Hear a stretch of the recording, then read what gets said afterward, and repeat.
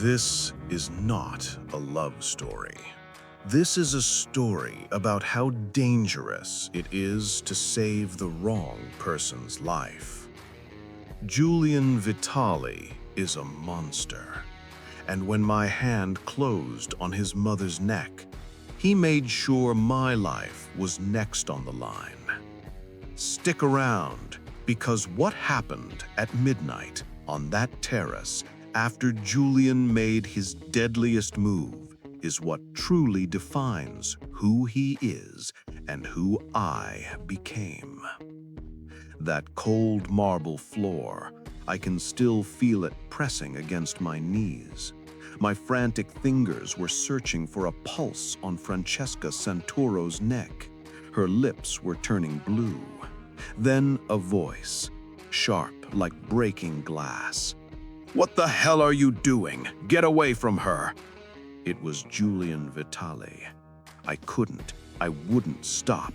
"She's not breathing," I replied, my voice steady, even though my heart was hammering.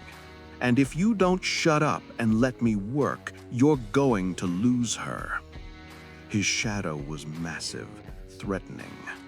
"You have 10 seconds to explain why I shouldn't put a bullet in your head for touching my mother." "Because," I said, without looking up, "I'm the only person in this house who knows how to save her life." And time froze. The legendary Julian Vitali stood still, watching a 27-year-old Nanny attempt a miracle. Tiana Harris had learned that the homes of the very wealthy shared a specific smell: money, secrets, and expensive candles.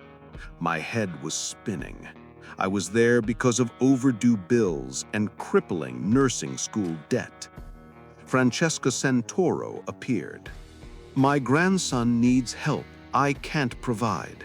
He's 6, brilliant, difficult, and he's gone through 4 nannies in 6 months.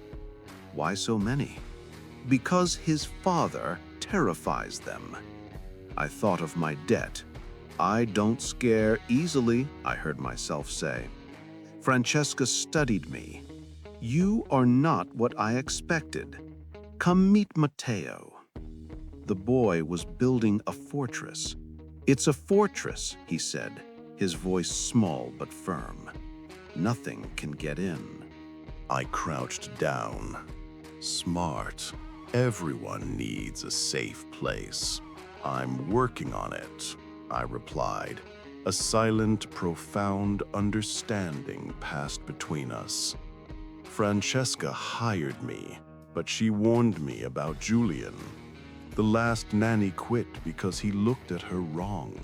Once you walk through these doors, you're part of this family. And this family doesn't let people go easily. I was halfway to my car when 3 black SUVs swept into the driveway. And from the middle vehicle, he emerged. Julian Vitali. Dark, sharp, intensely dangerous. Our eyes met. A swift shock, a spark that felt like destiny, or perhaps a warning. My first week was a peaceful tension. Matteo and I built a routine. I avoided Julian until that fateful Friday. I was in the kitchen teaching Matteo to make chocolate chip cookies. "What the hell is this?" Julian's voice cut through the kitchen. "Because he's 6 years old, and 6-year-olds bake cookies."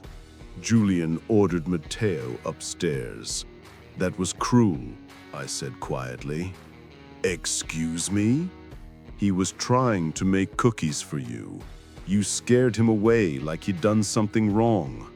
Whatever dangerous business you run outside doesn't give you the right to terrorize a child inside these walls." The silence was deadly.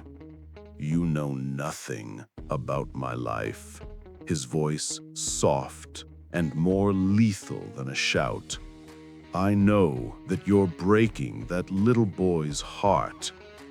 Clean this up and don't presume to tell me how to parent my son again." As he left, I spoke to his back. He asked me if you'd like the cookies. All he wants is for you to like something he made. He stopped, rigid. "I don't eat cookies." "Then learn." Later, Francesca explained Julian's distance. Julian lost his wife when Matteo was born. Complications during delivery. To Julian, love and death are the same thing. Francesca smiled. "You challenged him today. You're not fired, Tiana, but you just made yourself interesting to a very dangerous man." Later that night, around 2 a.m., I saw Julian standing outside Matteo's room. He stood there, shoulders bowed with grief, loving his son from a distance that was slowly killing them both. I realized I was in danger. I was starting to care. It happened 3 weeks later. Francesca collapsed. "Matteo, run inside and get your father now." I dropped to my knees. No pulse. Cardiac arrest. My forgotten trauma training instincts took over. "What the hell are you doing? Get away from her!" Julian's voice roared. "Don't touch me," I shrugged him off. "She's not breathing. No pulse. I'm doing CPR. You're a nanny." "I'm a trauma nurse," the words ripped out of me. "Now shut up and call 911. Julian watched as I kept counting. Finally, Francesca gasped. When Julian returned, he recognized the bottle. Beta blockers. "She's stable because of you. You lied on your resume." I didn't lie. I just didn't mention I dropped out of nursing school 6 months before graduating. Couldn't afford to finish. "You saved her," he stated. "Matteo told me my mom died. Dad said she just stopped breathing like grandma, but nobody saved her." "Your dad's scared," I told Matteo. "Scared of losing people he loves. But that doesn't mean he doesn't love you." At midnight, Julian returned looking wrecked. "She's stable because of you. Why did you quit?" "I chose my mother," I confessed. "I'd do it again." Julian's expression softened. "Matteo told me what you said about me being scared. You were right."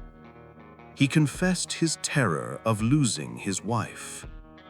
"So I keep my distance, because if I don't love him too much, maybe it won't destroy me when—" "But you do love him," I finished softly. "And the distance isn't protecting either of you. It's just making you both lonely." A ghost of a smile touched his lips. "I suppose I should learn to eat cookies." How much would it take to get you to finish nursing school? Julian would pay for everything. In return, stay, he said. Stay with Matteo, with my mother, just stay. Julian, he corrected. If you're going to save my family's lives, you should probably use my name. What happens when I finish school, Julian? What happens when I'm a real nurse and you don't need me anymore? I challenged. I can't promise you anything, but I can promise that you'll have every protection and nothing will harm you. I have conditions. I maintain my independence. I'm not owned. And if this Whatever this is between us, if it gets complicated, we talk about it honestly. No running, no hiding. Julian looked at me with respect. You don't negotiate like a nanny. That's because I'm not one. Do we have a deal? We have a deal. The world I live in, it's dangerous, Julian warned. The people I deal with, being close to me puts a target on your back. I know what you do, Julian, and I'm still here because I see the man underneath the monster. Because sometimes the most dangerous thing we can do is play it safe. Julian smiled, a rare and devastating sight. You're either very brave or very foolish, probably both. He added one non-negotiable term. I'm having a security team assigned to you starting tomorrow. You're part of this family now. End of discussion. The first sign of trouble came 3 weeks later. Julian found a glossy photograph on his desk, me walking Mateo to the park. The Costas made a move. You don't leave the estate without me. We are not soldiers in your war, Julian. You're trying to keep yourself. The first sign of trouble came 3 weeks later. Julian found a glossy photograph on his desk. Me, walking Mateo to the park. The Costas made a move. You don't leave the estate without me. We are not soldiers in your war, Julian. You're trying to keep yourself safe from losing control. I moved closer. You can't protect us by locking us away. That's prison. He pulled me into his arms. I can't lose you, he whispered. He pulled away. If anything happens, you run. You don't try to be brave, you just run. Promise me. I promise, I said. The situation exploded on a Friday night. Pack a bag. We're leaving now. The Costas made a move. At the safe house, I confronted him. You're going to kill them. Some of them, yes. Good, I said. I know that in your world, showing mercy is seen as weakness. Protect this family and come back to us alive. Julian pulled me close. You're extraordinary.